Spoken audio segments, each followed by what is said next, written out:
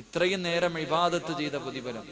അള്ളാഹുവിന്റെ റസൂല് പറഞ്ഞു, പരിശുദ്ധ ഖുർആനിലെ 2 വരിയുള്ള ഒരു ആയത്ത് ആരെങ്കിലും ഓതിയാൽ ഉറങ്ങുന്നത് മുതൽ ഉണരുന്നത് വരെ ഇബാദത്ത് ചെയ്ത പ്രതിഫലമുണ്ടെന്ന് നബി മുഹമ്മദ് മുസ്തഫ.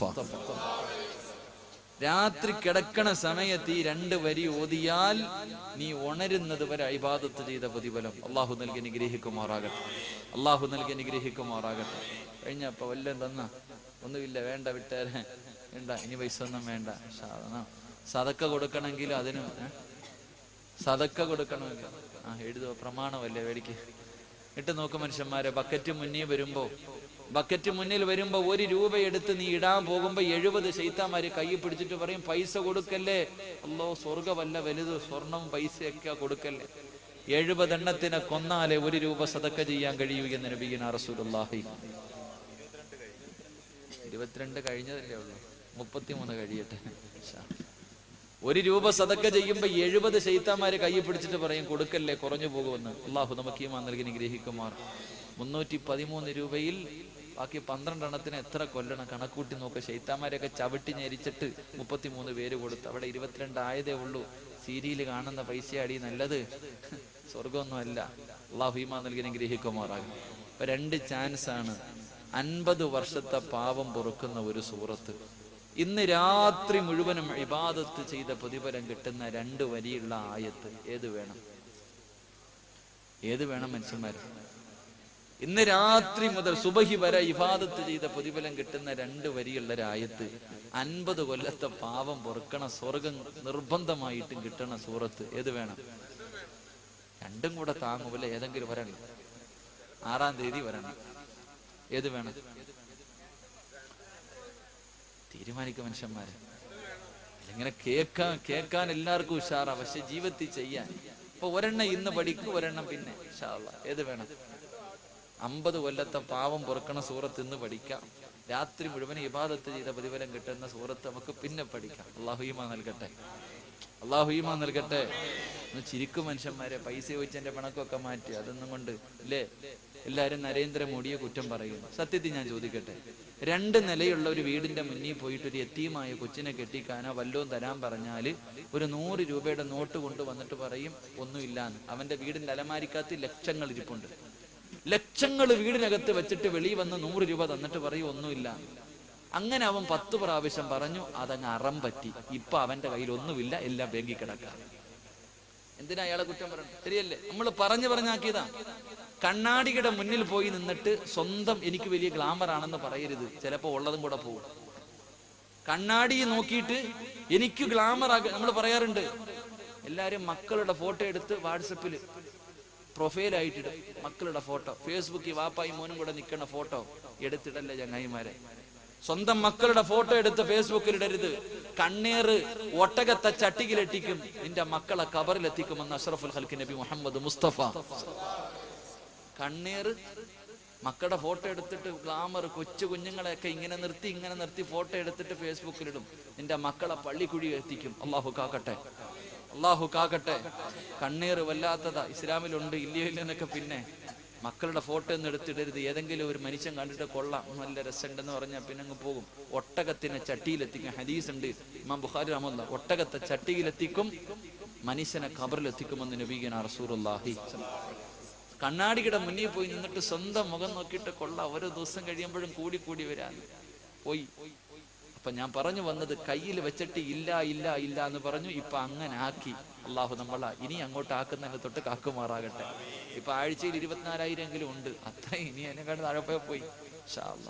അപ്പൊ ഇന്നൊരു സൂറത്ത് പഠിക്കാം. അള്ളാഹു സ്വീകരിക്കുമാറാകട്ടെ. ബിസ്മില്ലാഹിർ റഹ്മാനിർ റഹീം. 50 കൊല്ലത്തെ പാവാ മനുഷ്യ. നീ ചെയ്തത് നിനക്കറിയാലോ. നിങ്ങൾ ചെയ്ത പാവം നിങ്ങൾക്കറിയാലോ. അത് മുഴുവൻ അള്ളാഹ് പുറത്തു തരണമെങ്കിൽ ഒന്ന് ആത്മാർത്ഥമായിട്ട് മനസ്സോടെ കൂടി ഓതി, ഇഖ്ലാസോടെ കൂടി. ബിസ്മില്ലാഹിർ റഹ്മാനിർ റഹീം. ബിസ്മില്ലാഹിർ റഹ്മാനിർ റഹീം. ഖുൽ ഹുവല്ലാഹു അഹദ് അല്ലാഹു സമദ് ലം യലിദ് വലം യൂലദ് വലം യകുൽ ലഹു കുഫുവൻ അഹദ്. സൂറത്തുൽ ഇഖ്ലാസ്. അള്ളാഹു ഓതാൻ ഭാഗ്യം നൽകി അനുഗ്രഹിക്കും. അറിയാത്ത ആരെങ്കിലും ഉണ്ടാ? ഇല്ല. ഓത്, സ്വർഗത്തിൽ വെച്ച് കാണാം. അള്ളാഹു ഭാഗ്യം തരട്ടെ. ചെറുപ്പക്കാര് ചിരിക്കണ, അളിയ ഇയാള് കൊള്ളാം, നിസ്കരിക്കൊന്നും വേണ്ട, ഓതിയ പറയാം. ഐസട്ടയിലെങ്ങും പെയിന്റ് അടിച്ചേക്കരുതട്ടാ, ആ പണി പറ്റൂല, നിസ്കരിച്ചിട്ടാ ഓതേണ്ടത്. അള്ളാഹു ഭാഗ്യം നൽകി അനുഗ്രഹിക്കുമ്പോ. മൈക്ക് സെറ്റുകാരന്റെ പേരെന്താപ്പാ? ഷാനവാസ. ഒരു 313 രൂപ കൊടുത്തേക്കണം കേട്ടോ. നിനക്ക് വേണ്ടിയാ ഞാൻ കഷ്ടപ്പെടുന്നത്. അള്ളാഹു ബർക്കത്ത് മാറാകട്ടെ. പെണ്ണുങ്ങൾ എത്ര പേര് തന്നല്ലേ? 30-30 ഇൻഷാ അല്ലാഹ് മതി. സല്ലല്ലാഹു അലാ മുഹമ്മദ് സല്ലല്ലാഹു അലൈഹി വസല്ലം. സല്ലല്ലാഹു അലാ മുഹമ്മദ് സല്ലല്ലാഹു അലൈഹി വസല്ലം. അല്ലാഹുമ്മ സല്ലി അലാ മുഹമ്മദ് യാ റബ്ബി സല്ലി അലൈഹി വസല്ലം. അല്ലാഹു സലാത്തിന്റെ ബറക്കത്ത് കൊണ്ട് നമ്മുടെ ദുആ അല്ലാഹു സ്വീകരിക്കുമാറാകട്ടെ.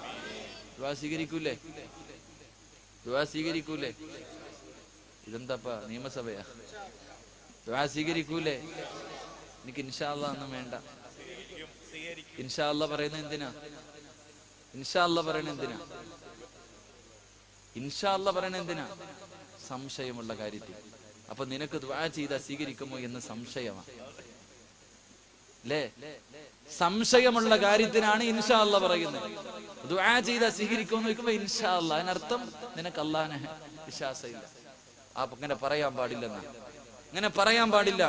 ദുആ ചെയ്താ സ്വീകരിക്കുമോ എന്ന് ചോദിക്കുമ്പോ ഇൻഷാ അല്ലാഹ് പറയരുത്. വേറെ എന്തിനു പറഞ്ഞാലും അതിൽ പറയരുത്. അതിനർത്ഥം നിനക്ക് സംശയമുണ്ടെന്നാ. അള്ളാഹു നമ്മുടെ സംശയം മാറ്റി തരുമാറാകട്ടെ.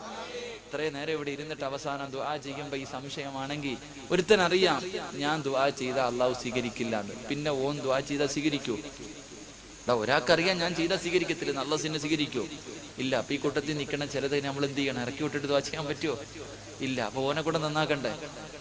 ഓനെ കൂടെ നന്നാക്കണ്ടേ? ഒരു കഥ പറഞ്ഞു കൊടുക്കാൻ നന്നാവുന്നെങ്കിൽ നന്നാവട്ടെ. ഒരു കഥ 1 മിനിറ്റ് നിന്നൂടെ? 1 മിനിറ്റ് നിന്നൂടെ? അള്ളാഹു പരലോകത്ത് നിൽക്കുന്നവരെ തൊട്ട് കാക്കട്ടെ. മഹാനായ നബിയുനാ റസൂലുള്ളാഹി.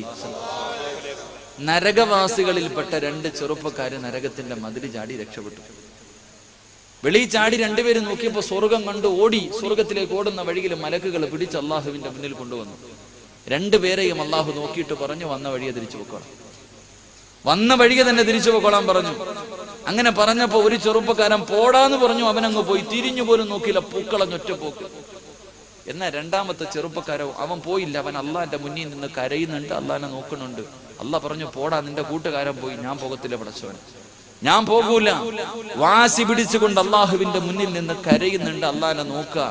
ഇവന്റെ ഈ നോട്ടം കണ്ടിട്ട് അള്ളാഹു ചോദിച്ചു, നീ എന്തിനാടാ എന്നെ ഇങ്ങനെ നോക്കി പേടിപ്പിക്കുന്നത്? എന്താ ഇങ്ങനെ നോക്കണേ?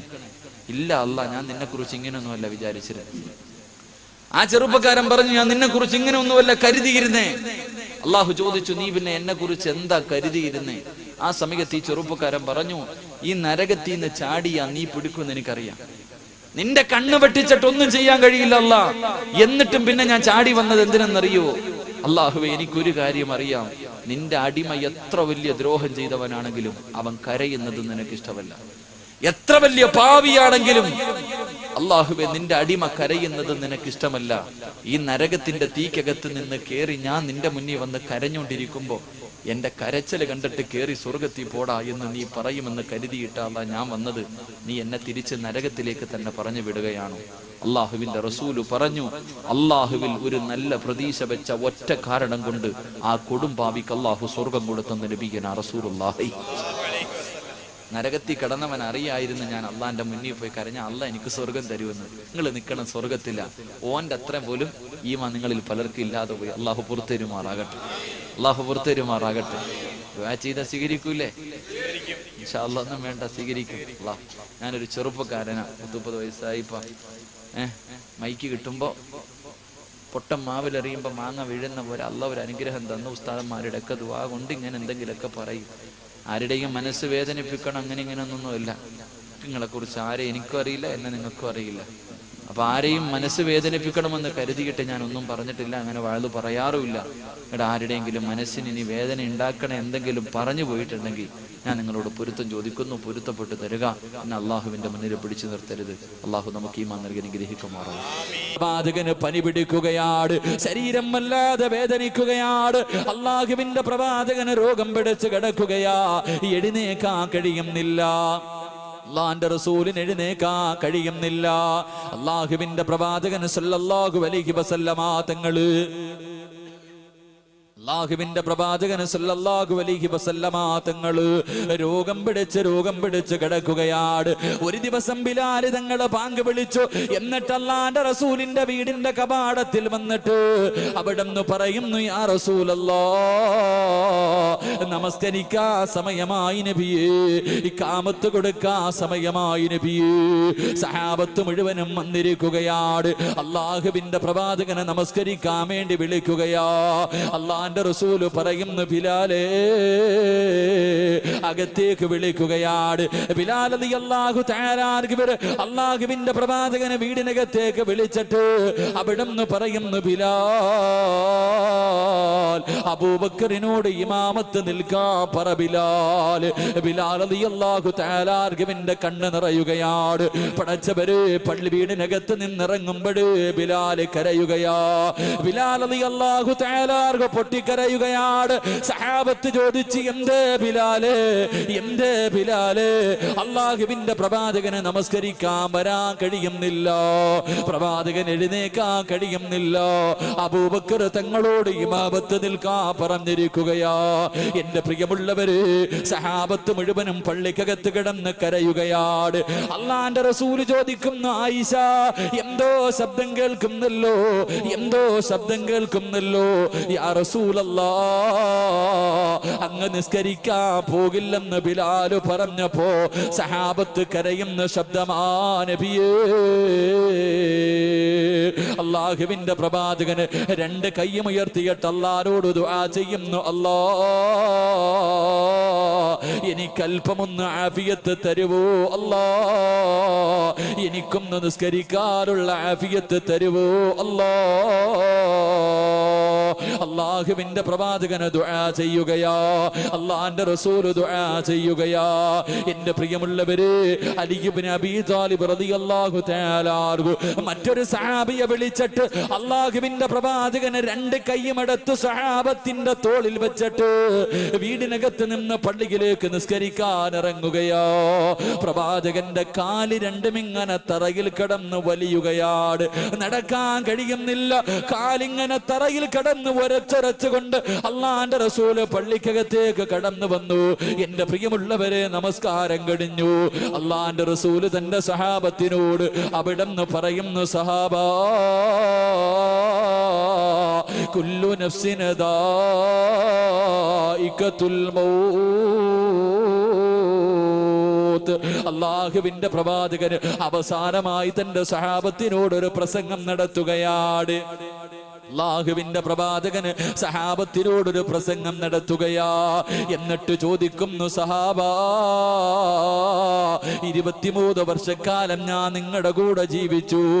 ആരുടെയെങ്കിലും മനസ്സിന് വേദനയുണ്ടാക്കുന്ന എന്തെങ്കിലും ഞാൻ പറഞ്ഞു പോയിട്ടുണ്ടെങ്കിൽ എനിക്ക് പൊരുത്തപ്പെട്ടു തരണേ സഹാബാ.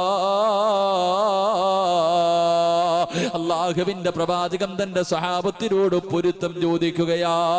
എന്റെ പ്രിയമുള്ളവരെ, പ്രവാചകന് സഹാബത്തിനോട് എല്ലാവരോടും പൊരുത്തം ചോദിച്ചു. എല്ലാവരും നിറകണ്ണുകളോട് ഇരുന്ന് കരയുകയാണ്. അല്ലാഹുവിന്റെ പ്രവാചകന് വീടിനകത്തേക്ക് കടന്നു ചെന്നു. എന്റെ പ്രിയമുള്ളവര്, റബീഉൽ അവ്വൽ 11-ാം തീയതി കടന്നു വരികയാ. അല്ലാഹുവിന്റെ റസൂലിന്റെ വീടിന്റെ അവസ്ഥ എന്തെന്നറിയോ? വൈകുന്നേര സമയമായി, വീടിനകത്ത് വിളക്ക് കത്തിക്കുന്നില്ല. അല്ലാഹുവിന്റെ പ്രവാചകന്റെ വീടിനകത്ത് വിളക്ക് കത്തിക്കുന്നില്ല. അല്ലാഹുവിന്റെ റസൂൽ ചോദിക്കുന്നു, ആയിഷ, എന്തേ വിളക്ക് കത്തിക്കാത്തത്? എന്തേ വിളക്ക് കത്തിക്കാത്തത്? ആയിഷ ബീബി റളിയല്ലാഹു തആല മിണ്ടാതെ മാറി നിൽക്കുകയാ. കാരണം വീടിനകത്ത് വിളക്കിലൊഴിക്കാനുള്ള എണ്ണയില്ലായിരുന്നു. അള്ളാഹുവിന്റെ പ്രവാചകന് വഫാത്താകുന്നതിന്റെ തലേ ദിവസം വിളക്കിലൊഴിക്കാനുള്ള എണ്ണയാ വീടിനകത്തില്ല. അള്ളാന്റെ റസൂലിനോട് പറഞ്ഞ മനസ്സ് വേദനിക്കുമെന്ന് കരുതിയിട്ട് മഹദി ആയിഷ ബീബി റളിയല്ലാഹു തആല മിണ്ടാതെ മാറി നിൽക്കുകയാ. കുറെ സമയം കഴിഞ്ഞു. വീടിനകത്ത് വല്ലാത്ത ഇരുള് വന്നു. അള്ളാന്റെ റസൂല് പിന്നെയും ചോദിക്കുന്നു, ആയിഷ വിളക്ക് കത്തിക്കാത്തതെന്തേ ആയിഷ? ആയിഷ ബീബി റളിയല്ലാഹു തആല പൊട്ടിക്കരഞ്ഞുകൊണ്ട് പറയുന്നു, യാ റസൂലല്ലാഹ്, വിളക്കിലൊഴിക്കാനുള്ള എണ്ണയില്ല നബിയേ. അള്ളാഹുവിന്റെ പ്രവാചകന്റെ വീടിനകത്ത് മരിക്കുന്നതിന്റെ തലേ ദിവസം വിളക്കിലൊഴിക്കാനുള്ള എണ്ണ പോലുമില്ലായിരുന്നു. എന്റെ പ്രിയമുള്ളവരെ, അള്ളാന്റെ റസൂല് പറയുന്നു, അൽഹംദുലില്ലാഹ് അൽഹംദുലില്ലാഹ്. എന്തിനാ പറഞ്ഞതെന്നറിയുമോ? എന്തിനാ പറഞ്ഞതെന്നറിയുമോ? അള്ളാഹുവിന്റെ പ്രവാചകര് വയറ്റത്ത് കല്ല് വെച്ച് കെട്ടിയിട്ട് നടന്നു പോകുമ്പോ അള്ളാന്റെ റസൂലിന്റെ വീടിന്റെ അവസ്ഥ അറിയുമോ? വയറ്റത്ത് കല്ല് വെച്ചിട്ട് പ്രവാചകൻ ഇങ്ങനെ നടന്നു പോകുമ്പോ ജിബ്രീൽ അലൈഹിസ്സലാം കടന്നു വന്നിട്ട് അള്ളാന്റെ റസൂലിനോട് പറയുന്നു, യാ റസൂലല്ലാഹ്, അള്ളാന്റെ നബിയേ, എന്തിനാ നബിയേ വയറ്റത്ത് കല്ല് വെച്ച് കെട്ടിയിട്ട് നടക്കുന്നത്? ഒന്ന് പറ നബിയേ. ഈ കാണുന്ന ഉഹദ് മല മുഴുവനും ഞാൻ സ്വർണമാക്കി തരാ നബിയേ. എവിടെ പോയാലും കൂടെ ഈ മല നടന്നു വരും നബിയേ. അള്ളാന്റെ റസൂല് പറയുന്നു, ജിബ്രീലേ, എനിക്ക് സമ്പത്ത് വേണ്ട ജിബ്രീല്. എനിക്ക് പാപപ്പെട്ടവനെ പോലെ ജീവിക്കണം. എനിക്ക് പാപപ്പെട്ടവനെ പോലെ ജീവിക്കണം. എനിക്ക് പാപപ്പെട്ടവനെ പോലെ മരിക്കണം. എനിക്ക് നാളെ പാപപ്പെട്ടവരുടെ കൂടെ ഒരുമിച്ച് കൂടണം. അള്ളാഹുവിന്റെ പ്രവാചകന് പറഞ്ഞു കൊടുക്കുമ്പോ പാതിരാത്രി ഒരുമിച്ച് കൂടി എന്റെ പ്രിയമുള്ള മുസ്ലിമേ,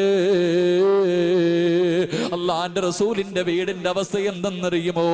പ്രവാചകന്റെ കുടുംബത്തിന്റെ അവസ്ഥ എന്തായിരുന്നെന്നറിയുമോ? അള്ളാഹുവിന്റെ പ്രവാചകൻ ഒരു ദിവസം പള്ളിയിലേക്ക് നടന്നു വരുമ്പോ വീടിനകത്ത് വല്ലാത്ത കരച്ചല. രണ്ട് കുഞ്ഞുങ്ങൾ വീടിനകത്ത് കിടന്ന് കരയുകയാണ്. അള്ളാന്റെ റസൂല് വീട്ടിലേക്ക് കടന്നു ചെല്ലുമ്പോ ഹസൻ ഹുസൈൻ റളിയല്ലാഹു തആല അൻഹുമാ രണ്ടുപേരും വീടിനകത്ത് കിടന്ന് വല്ലാത്ത കരച്ചലാണ്. അള്ളാന്റെ റസൂല് തന്റെ പൊന്നുമോളോട് പറയുന്നു, മോളെ ഫാത്തിമ, മക്കൾക്ക് പാല് കൊടുക്കു ഫാത്തിമ, മക്കൾക്ക് പാല് കൊടുക്കു ഫാത്തിമ. അള്ളാഹുവിന്റെ പ്രവാചകന് പറഞ്ഞിട്ട് പള്ളിക്കകത്തേക്ക് കടന്നു ചെല്ലുകയാ. പക്ഷേ കരച്ചിലിങ്ങനെ കൂടുകയാണ്. രണ്ടാമതും വിളിച്ചു പറഞ്ഞു, മൂന്നാമതും വിളിച്ചു പറഞ്ഞു. എന്നിട്ടും തന്റെ കൊച്ചുമക്കളെ വീടിനകത്ത് കിടന്ന് കരയുന്ന ശബ്ദം കേട്ടപ്പോ കാരുണ്യത്തിന്റെ പ്രവാചകന് സഹിക്കാൻ കഴിഞ്ഞില്ല. അള്ളാഹുവിന്റെ പ്രവാചകന് വീട്ടിലേക്ക് ഇറങ്ങി ചെന്നിട്ട് അവിടുന്ന് തന്റെ പൊന്നുമകളോട് ചോദിക്കുന്നു, ഫാത്തിമ, ഇത്ര കരുണയില്ലാത്തവളായി പോയോ ഫാത്തിമ? ഈ രണ്ട് മക്കള് പട്ടിണി കിടന്ന് കരയുകയോ? നിനക്കൊന്ന് പാല് കൊടുത്തുകൂടെ? നിനക്കൊന്ന് പാല് കൊടുത്തുകൂടെ? അള്ളാഹുവിന്റെ പ്രവാചകൻ തന്റെ പൊന്നുമോളെ വഴക്ക് പറയുമ്പോ ഫാത്തിമ ബീബി റളിയല്ലാഹു തആല അൻഹയ്ക്ക് സഹിക്കാൻ കഴിഞ്ഞില്ല. വാപ്പ വഴക്കു പറയുന്നത് കേട്ടപ്പോ ഫാത്തിമ ബീവി ഇരുന്ന് കരയുകയാണ്. തേങ്ങി തേങ്ങി കരയുകയാണ്. ആ കരച്ചിൽ കണ്ടിട്ട് റസൂലുള്ളാഹിന്റെ ഹൃദയം പിടഞ്ഞു പോയി. തന്റെ പൊന്നുമോളുടെ ചാരത്ത് ചെന്നിട്ട് അള്ളാന്റെ റസൂല് ചോദിക്കുന്നു, ഫാത്തിമ, എന്തേ മോളെ ഈ മക്കൾക്ക് പാല് കൊടുക്കാത്തത്? എന്തേ പൊന്നുമോള്? ഫാത്തിമ ബീബി റളിയല്ലാഹു തആല കരഞ്ഞുകൊണ്ട് പറയുന്നു, വാപ്പാ, ഭക്ഷണം കഴിച്ചിട്ട് ദിവസങ്ങളായുപ്പാ, എന്റെ 2 മക്കള് വിശന്നിട്ട് പാലിന് വേണ്ടി കരഞ്ഞപ്പോ ഞാൻ എന്റെ മാറിടമെടുത്ത് എന്റെ മക്കളുടെ വായിൽ വെച്ച് കൊടുത്തു. അവര് പാല് ചുരത്തിയിട്ട് പാല് വരാതെ എന്റെ മാറിടത്തിലൂടെ പാലിന് പകരം രക്തം വരുന്നു നബിയേ. അള്ളാന്റെ റസൂലിനോട് തന്റെ പൊന്നുമോള് പറഞ്ഞു കൊടുക്കുകയാ, പാലിന് പകരം എന്റെ മാറിടത്തിലൂടെ രക്തം വരികയാണ്. റസൂലുള്ളാഹിനെ സഹിക്കാൻ കഴിഞ്ഞില്ല. 2 പിഞ്ചുമക്കള് താഴെ കിടന്ന് കരയുകയോ, തന്റെ പൊന്നുമോള് മാറിടത്തിലൂടെ രക്തമൊലിപ്പിച്ചു കൊണ്ടിരിക്കുകയോ. അള്ളാന്റെ റസൂലിന്റെ താടിരോമം നനയുകയാണ്. പ്രവാചകന് വീടിനകത്ത് നിന്നിറങ്ങുകയോ, തലവൊന്ന് ഉയർത്തിയത് പോലുമില്ല.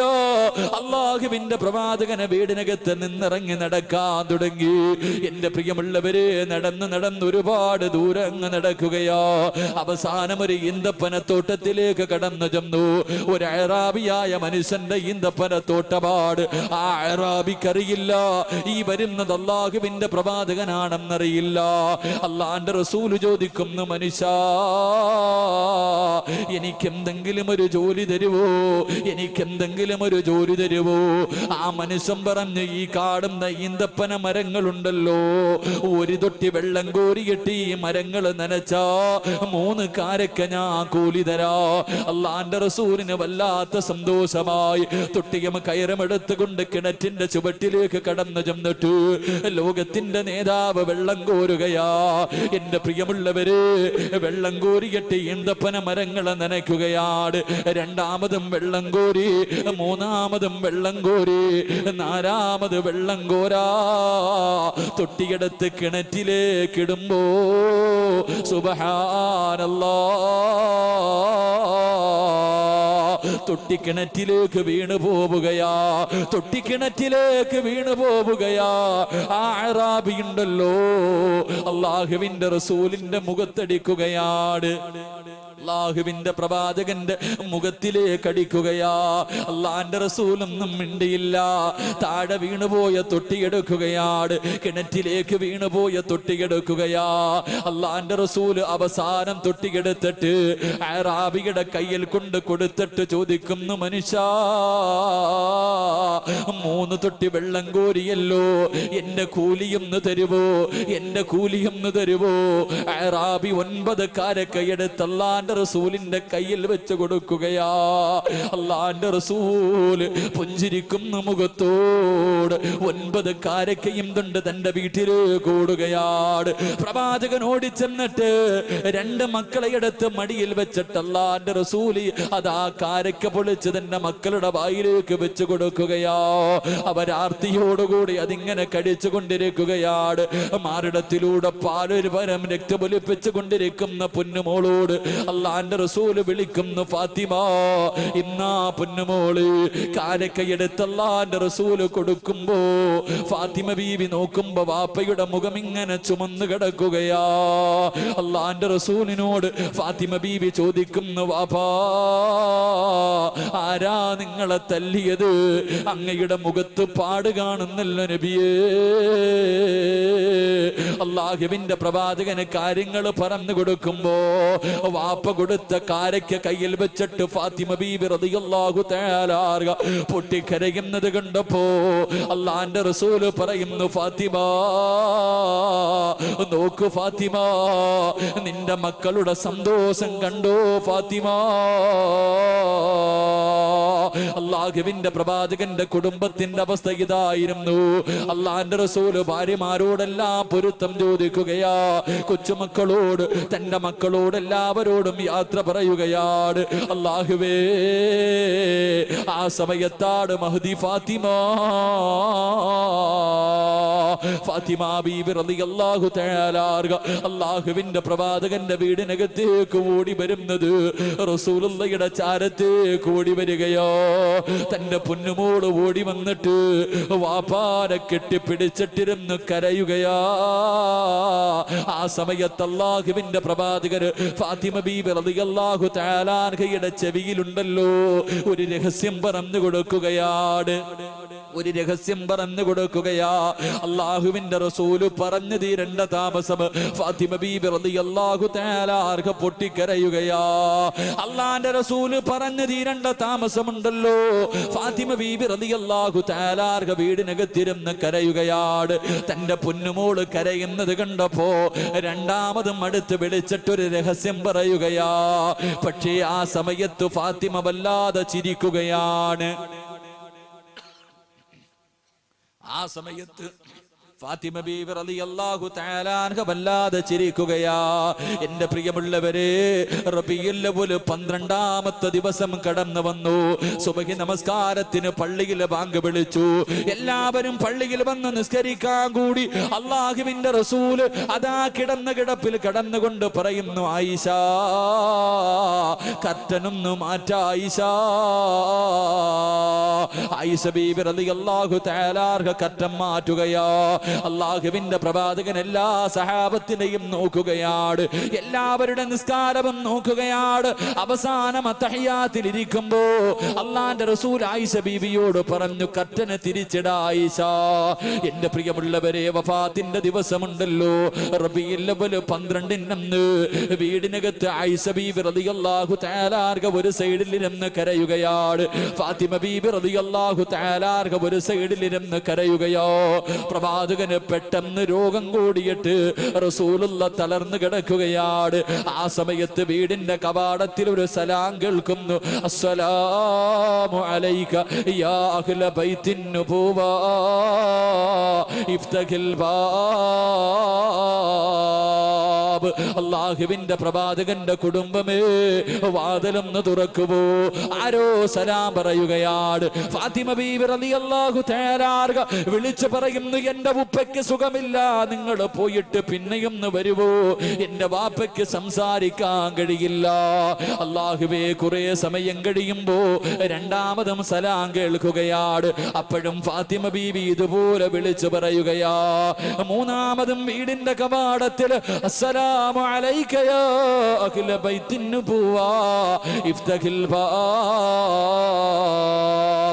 വാതിൽ തുറക്കുമോ എന്ന് ചോദിക്കുമ്പോ അല്ലാഹുവിന്റെ റസൂല് ചോദിക്കുന്നു, ഫാത്തിമ ആരാ ഫാത്തിമ, ആരാ ഫാത്തിമ.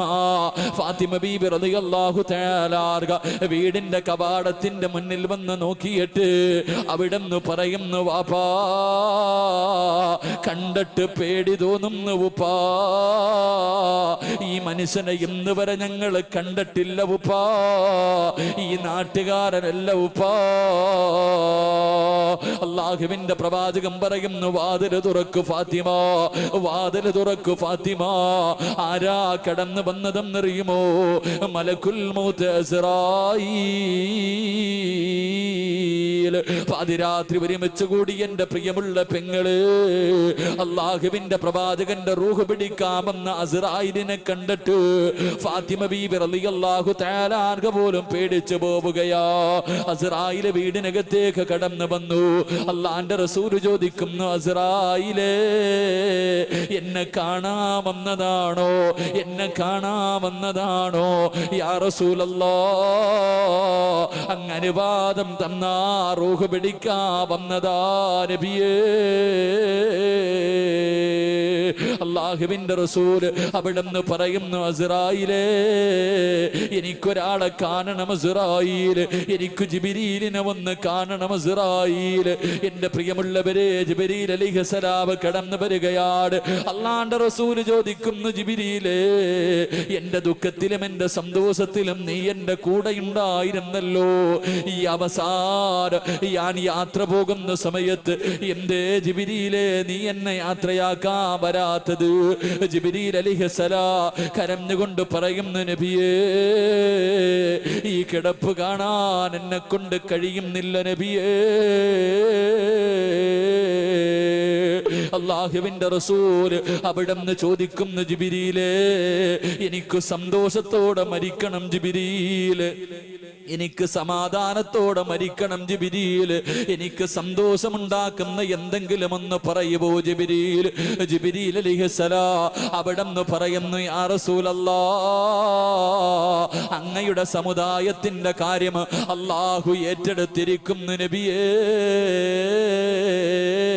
അങ്ങയുടെ സമുദായമുണ്ടല്ലോ, തൊണ്ടക്കുഴിയിൽ റൂഹെത്തുന്നതിന് സെക്കൻഡുകൾക്ക് മുമ്പ്, തന്റെ തൊണ്ടക്കുഴിയിലേക്ക് റൂഹെത്തുന്നതിന് 1 മിനിറ്റ് മുമ്പെങ്ങാട് ചെയ്തു പോയ പാവങ്ങൾ അല്ലാഹുവോട് ഏറ്റു പറഞ്ഞ അല്ലാഹു അവന് പുറത്തു കൊടുക്കും നബിയേ. അല്ലാഹുവിന്റെ റസൂൽ പറയുന്നു, ജിബ്രീലേ റൂഹ് പിടിക്കാൻ തുടങ്ങിക്കോ, അസ്രായീലേ റൂഹ് പിടിക്കാൻ തുടങ്ങിക്കോ. അസ്രായീൽ അലൈഹിസ്സലാം റൂഹ് പിടിക്കാൻ തുടങ്ങുകയാ. അല്ലാഹുവിന്റെ പ്രവാചകന് വേദന സഹിക്കാൻ കഴിയുന്നില്ല, അല്ലാഹുവിന്റെ റസൂലിന് താങ്ങാൻ കഴിയുന്നില്ല. അങ്ങോട്ടും ഇങ്ങോട്ടും തിരിഞ്ഞും മറിഞ്ഞും കിടക്കുകയാണ്. അല്ലാഹുവിന്റെ റസൂല് പറയുന്നു, അസ്രായീൽ ഒന്ന് പതുക്കെ പിടിക്കുവോ അസ്രായീൽ, എന്നെ കൊണ്ട് സഹിക്കാൻ കഴിയുന്നില്ല അസ്രായീൽ.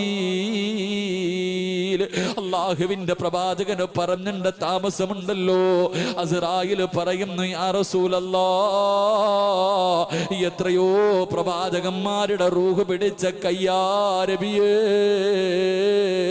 പ്രസവിച്ച് കിടന്ന ചോര കുഞ്ഞിന്റെ റൂഹ് പോലെ എന്റെ കൈ കൊണ്ട് പിടിച്ചിട്ടുണ്ട് നബിയേ. പക്ഷേ ഇന്ന് വരെ വിറച്ചിട്ടില്ല നബിയേ, എന്റെ കൈ ഇന്ന് വരെ വിറച്ചിട്ടില്ല നബിയേ. യാ റസൂലല്ലാഹ്, ഇന്നെന്റെ കൈ വിറയ്ക്കുന്നു നബിയേ. ഇതിനേക്കാളും മയമായി എനിക്ക് റൂഹ് പിടിക്കാൻ അറിയില്ല നബിയേ. പൊട്ടിക്കരഞ്ഞുകൊണ്ട് അസ്രായീൽ റൂഹ് പിടിക്കുകയാ. അല്ലാഹുവിന്റെ റസൂൽ തിരിഞ്ഞും മറിഞ്ഞും കിടക്കുന്നത് കണ്ടപ്പോ വേദന സഹിക്കാൻ കഴിയാതെ എഴുന്നേൽക്കുന്നുണ്ട്, കിടക്കുന്നുണ്ട്. ആയിഷ ബീബി റളിയല്ലാഹു തആല ഓടി വന്നിട്ട് അല്ലാഹുവിന്റെ റസൂലിന്റെ തലയെടുത്ത് തന്റെ മടിയിൽ വെച്ചിട്ട് വെള്ളത്തിനകത്ത് തുണി മുക്കിയിട്ട് തന്റെ ഭർത്താവിന്റെ മുഖം തുടച്ചു കൊടുക്കുകയാ. അല്ലാഹുവിന്റെ റസൂലിന് സഹിക്കാൻ കഴിയുന്നില്ല. സ്നേഹനിധിയായി തന്റെ പ്രിയപ്പെട്ട ഭാര്യ മുഖമിങ്ങനെ തുടച്ചു കൊടുക്കുന്നത് കണ്ടപ്പോ ആ കിടപ്പിൽ കിടന്നുകൊണ്ട് അല്ലാഹുവിന്റെ റസൂല് പറയുന്നു, ആയിഷ, ഇന്നലിൽ മൗതി ലസക്റാ, മരണത്തിന് വല്ലാത്ത വേദനയാ ആയിഷ, തയ്യാറെടുക്കണേ ആയിഷ, ദുആ ചെയ്യണേ ആയിഷ. മരണസമയത്ത് റബ്ബ് നിന്നോട് കരുണ കാണിക്കാൻ നീ ദുആ ചെയ്യണേ ആയിഷ. അല്ലാഹുവിന്റെ റസൂല് തന്റെ പ്രിയപ്പെട്ട ഭാര്യയോട് പറഞ്ഞു കൊടുക്കുകയാ.